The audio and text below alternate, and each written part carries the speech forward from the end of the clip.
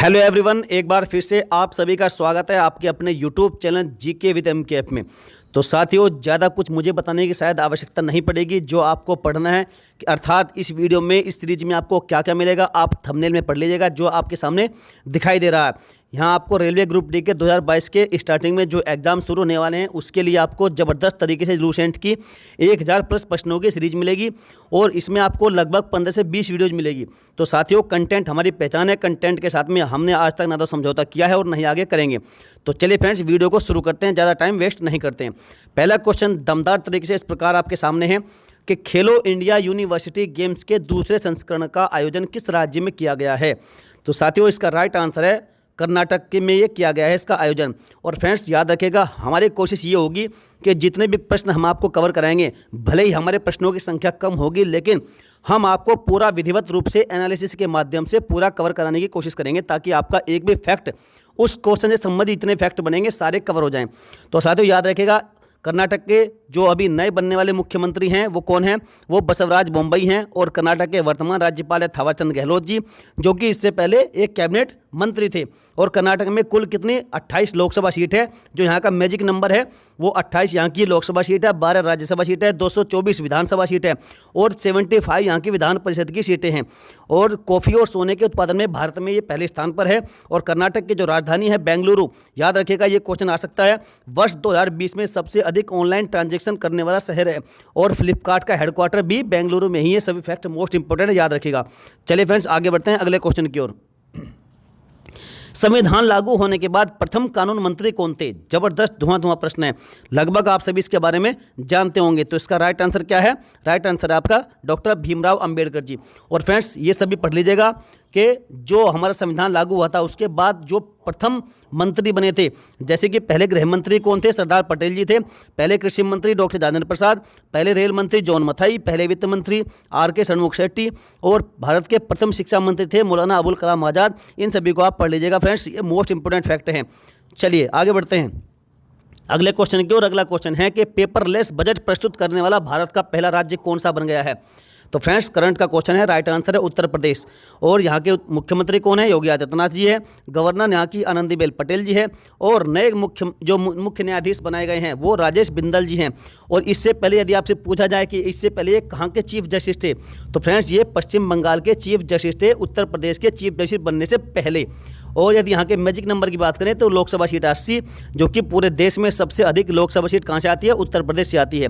और राज्यसभा सीट की बात करें तो 31 और विधानसभा की सीट है सबसे अधिक 403, जबकि विधान परिषद की कुल सीट की बात करें तो 100 सीटें यहाँ पर विधान परिषद की है। चलिए फ्रेंड्स, सभी फैक्ट मोस्ट इंपोर्टेंट है फैक्ट। आगे बढ़ते हैं, अगला क्वेश्चन है कि आरबीआई का मुख्यालय कहाँ पर है? आप सभी जानते हैं आरबीआई के मुख्यालय के बारे में, तो इसका मुंबई महाराष्ट्र में है। लेकिन हम बात करेंगे और भी स्पेशल फैक्ट्स के बारे में जो भी यहाँ से बनेंगे। देखिए, यदि आपसे पूछा जाए कि आरबीआई की स्थापना कब हुई थी, इसको स्थापित कब किया गया था, तो फ्रेंड्स 1 अप्रैल 1935 को ये स्थापना इसकी की गई थी। जबकि आरबीआई का जो राष्ट्रीयकरण हुआ था वो हुआ था 1 जनवरी 1949 में। देखिए फ्रेंड्स, यहाँ पर बिल्कुल भी कन्फ्यूजन को रखने की कोई भी आवश्यकता नहीं है, क्योंकि राष्ट्रीयकरण कब हुआ और स्थापना कब हुई, दोनों में बहुत फर्क है और दोनों क्वेश्चंस कई बार घुमा फिराकर पूछे जाते हैं। चलिए अगले फैक्ट की बात करते हैं। आरबीआई के वर्तमान जो 25वें गवर्नर है वो कौन है? शक्तिकांत दास जी हैं। और रिजर्व बैंक ऑफ इंडिया को बैंकों का बैंक भी कहा जाता है, आप सभी जानते हैं। और 1937 के बाद, ये जबरदस्त फैक्ट है, 1937 के बाद इसे कोलकाता से मुंबई शिफ्ट कर दिया गया था। फ्रेंड्स यदि क्वेश्चन कई बार ये पूछा जाता है कि मुंबई में जो वर्तमान में आरबीआई का हेडक्वार्टर है, इससे पहले आरबीआई का हेडक्वार्टर कहाँ पर था? तो फ्रेंड्स 1937 से पहले इसका जो हेडक्वार्टर था वो था कोलकाता में। और 1937 के बाद इसे कोलकाता से शिफ्ट करके कहाँ पहुँचाया गया? मुंबई महाराष्ट्र में पहुँचाया गया था। चलिए आगे बढ़ते हैं, अगला क्वेश्चन इस प्रकार है, सीएसआईआर के अध्यक्ष कौन बने हैं? करंट का क्वेश्चन है फ्रेंड्स, राइट आंसर है शेखर मांडे जी बने हैं सीएसआईआर के वर्तमान जो अध्यक्ष हैं वो। नेक्स्ट क्वेश्चन है कि मुस्लिम लीग की स्थापना कब की गई थी? तो मुस्लिम लीग की स्थापना की गई थी 1906 ईस्वी में। चलिए नेक्स्ट क्वेश्चन है कि किस राज्य के मुख्यमंत्री ने ग्रामीण इलाकों में बेहतर स्वास्थ्य सुविधा उपलब्ध कराने के लिए वंडर ऐप को लॉन्च किया है? Right answer Bihar. जो बिहार के मुख्यमंत्री है कौन है? नीतीश कुमार जी हैं। और ये 7 बार बिहार के मुख्यमंत्री रह चुके हैं फ्रेंड्स। कितनी बार? 7 बार। और यहाँ के गवर्नर कौन है? फागू चौहान जी हैं। जबकि चीफ जस्टिस कौन है? संजय करोल जी हैं। याद रखिएगा, वंडर ऐप को लॉन्च करने वाला राज्य कौन सा है? बिहार है। बिहार के मुख्यमंत्री कौन है? नीतीश कुमार जी हैं। आगे बढ़ते हैं, अगला क्वेश्चन है कि HSBC ने वित्त वर्ष 2021-22 के लिए भारत के जीडीपी कितने प्रतिशत रहने का अनुमान लगाया है। जो भारत की जीडीपी है उसको कितने प्रतिशत रहने का अनुमान लगाया है, तो 11.02%। याद रखिएगा, मोस्ट इंपोर्टेंट है, राइट आंसर इसका क्या है, 11.2% है। चलिए नेक्स्ट क्वेश्चन है कि बंगाल विभाजन के समय गवर्नर जनरल कौन थे। Right answer lord Curzon. बार बार क्वेश्चन ये रिपीट होता है। और बंगाल विभाजन हुआ कब था, तो 1905 में हुआ था बंगाल विभाजन। चलिए आगे बढ़ते हैं। अगला क्वेश्चन है क्वेश्चन नंबर 10। पूर्वी भारत के पहले कौशल विश्वविद्यालय की नींव किस राज्य में रखी गई है। जबरदस्त क्वेश्चन है फ्रेंड्स। राइट आंसर है असम। जो असम राज्य है यहाँ पर जो है पूर्वी भारत के पहले कौशल विश्वविद्यालय की नींव रखी गई है। और यदि बात करें असम के बारे में और भी फैक्ट के बारे में, तो मुख्यमंत्री आप सभी जानते हैं कौन है, हेमंत विश्व शर्मा जी हैं। और गवर्नर वर्तमान में यहाँ पर जगदीश मुखी हैं। और काजीरंगा नेशनल पार्क आप सभी जानते हैं असम में ही है, जो कि एक सींग वाले गैंडे के लिए ये प्रसिद्ध है पूरे भारतवर्ष में। दुनिया का जो सबसे बड़ा नदी द्वीप है माजुली, ये भी कहाँ पर, असम में है। और नमेरी और औरंग नेशनल पार्क भी आपके असम में ही है। असम के जो मैजिक नंबर है उसकी बात करें तो यहाँ पर 14 लोकसभा सीट है, 7 राज्यसभा सीट है और 126 यहाँ पर विधानसभा की सीटें हैं कुल मिलाकर। हाल ही में असम के तेजपुर की लीची को जीआई टैग दिया गया। ये फैक्ट साथियों याद रखिएगा। कौन सा, कि असम के जो तेजपुर है यहाँ पर फ्रेंड्स, जो यहाँ की लीची है, इसको अभी हाल ही में क्या मिला है, जीआई टैग मिला है। ये क्वेश्चन आपका बन सकता है। चलिए अगले क्वेश्चन की ओर बढ़ते हैं कि पक्षियों के अध्ययन को क्या कहा जाता है। बड़ा ही सिंपल क्वेश्चन है, लेकिन जिसको पता है उसी के लिए सिंपल, इसको नहीं मालूम है उसके लिए बड़ा टफ है। तो पक्षियों के अध्ययन को कहा जाता है फ्रेंड्स ऑर्निथोलॉजी। क्या कहा जाता है, ऑर्निथोलॉजी। याद रखिएगा, मोस्ट इंपोर्टेंट। अगला क्वेश्चन है कि किस देश की नौसेना ने समुद्री क्षेत्र में राष्ट्रीय हितों की रक्षा के उद्देश्य से युद्धाभ्यास कौन सा, ट्रोपेक्स नामक युद्धाभ्यास का आयोजन किया है।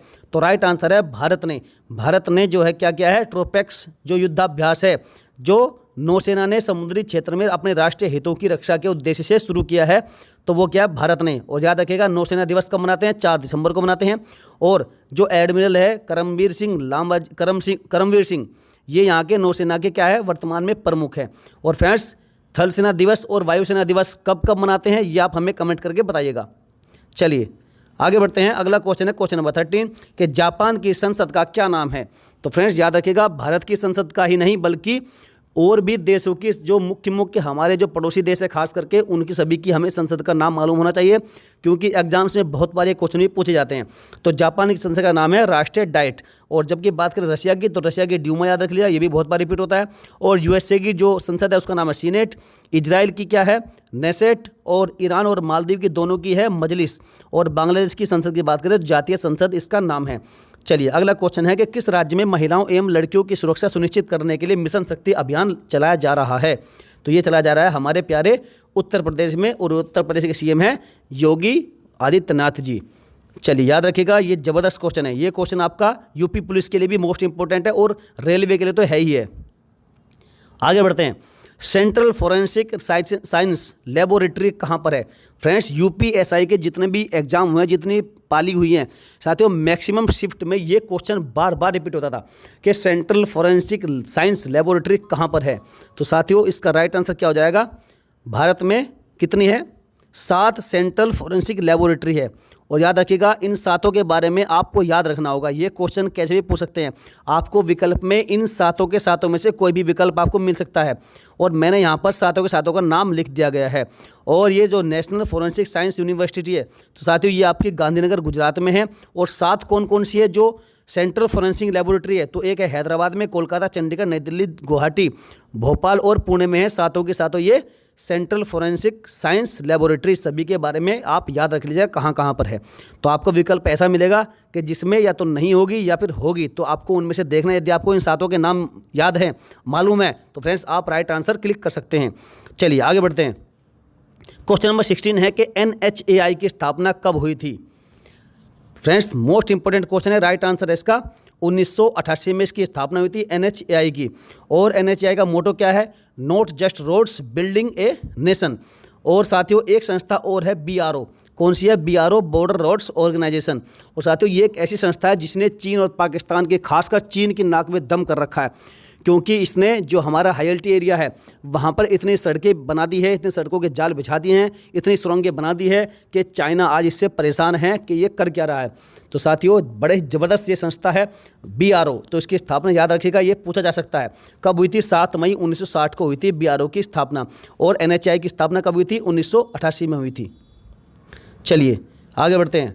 अगला क्वेश्चन है क्वेश्चन नंबर 17 कि घरेलू हिंसा से महिला संरक्षण अधिनियम कब पारित हुआ था। अर्थात कह सकते हैं जो घरेलू हिंसा के खिलाफ जो महिला संरक्षण अधिनियम है वो पारित कब हुआ था, आपसे ये पूछा गया है। तो ये हुआ था आपका 2005 में पारित। और ये फ्रेंड्स देखिए ये अधिनियम जो आया था कब, 2005 में, लेकिन ये लागू कब से हुआ था, 26 अक्टूबर 2006 से ये लागू हुआ था। और 2005 में एक और अधिनियम बना था, बड़ा ही मोस्ट इंपॉर्टेंट था, कौन सा था, RTI right to information act, अर्थात सूचना का अधिकार अधिनियम भी 2005 में ही बना था। चलिए अगला क्वेश्चन है कि राज्यपाल की नियुक्ति कौन करता है। तो राज्यपाल की नियुक्ति करता है भाई साहब हमारा जो राष्ट्रपति, जो भारत के राष्ट्रपति होंगे वो राज्यपाल की नियुक्ति करते हैं। और इसका उल्लेख किसमें है, आर्टिकल 155 में इसका उल्लेख किया गया है कि राज्यपाल की नियुक्ति राष्ट्रपति करेंगे। चलिए आगे बढ़ते हैं। अगला क्वेश्चन है क्वेश्चन नंबर 19, पारे से होने वाली बीमारी जिसे कहते हैं मिनीमाता किस देश में फैली थी। अर्थात पूछा गया कि सबसे पहले मिनीमाता रोग जो है वो किस देश में फैला था। तो भाई साहब ये फैला था सबसे पहले जापान में, क्योंकि जो जापान का क्यूशू है, क्यूशू द्वीप है, जापान के 3 बड़े द्वीप हैं, उनमें से एक है क्यूशू द्वीप, क्यूशू आइलैंड। तो साथियों क्यूशू में ही आपका कौन सा है, मिनीमाता नाम का एक शहर है, और यहाँ पर ये बीमारी सबसे पहले फैली थी, इसलिए इसका नाम रख दिया गया मिनीमाता रोग। याद रखिएगा जापान में फैली थी। नेक्स्ट क्वेश्चन है कि किशोर की आयु कितनी होती है। अर्थात जो किशोर की कैटेगरी में जो बच्चे आते हैं तो उनकी उम्र क्या होनी चाहिए कि उन्हें हम किशोर कहें। तो याद रखिएगा जो 18 वर्ष से कम उम्र के बालक को किशोर माना जाएगा, और जो किशोरावस्था होगी वो मानी जाएगी 12 से 18 वर्ष के बीच में, हम जो है उसको कहेंगे किशोर। चलिए आगे बढ़ते हैं। तो साथियों आज का क्विज टेस्ट आपके लिए है, मात्र एक प्रश्न है इसमें, और आपको बताना है कि पृथ्वी दिवस कब मनाया जाता है। ये आपके लिए क्वेश्चन है। 28 अप्रैल, 22 अप्रैल, 29 अप्रैल या फिर 14 अप्रैल। आपको कमेंट करके बताइएगा फटाफट कि पृथ्वी दिवस कब मनाते हैं। तो चलिए फ्रेंड्स वीडियो कैसी लगी आप हमें बताइएगा ज़रूर। यदि आपको वीडियो दिल से आपने देखी है और अच्छी लगी है तो फ्रेंड्स लाइक जरूर करिएगा, और अपने सभी दोस्तों में ग्रुप्स में शेयर करके जो है इस चैनल को और अधिक ग्रोथ करने में हेल्प करिएगा। तो फ्रेंड्स कमेंट करके बताना है, यदि कोई मिसटाइपिंग हो गई है तो उसके बारे में बताना है, वीडियो कैसी लगी वो भी बताना है, और अपना स्कोर भी बताना है कि आपने लगभग इनमें से कितने क्वेश्चंस के बारे में आप जानते थे। तो चलिए फ्रेंड्स मैंने अभी तक आपको एक बार भी नहीं बोला कि चैनल को सब्सक्राइब करिएगा। साथियों यदि आपको हमारा कंटेंट अच्छा लगा तभी हमारे चैनल से जुड़िएगा और बेल आइकन को जरूर दबा दिएगा। तो चलिए फ्रेंड्स मिलेंगे फिर किसी नेक्स्ट वीडियो में दमदार तरीके से, धुआंधार तरीके से। जय हिंद, वंदे मातरम।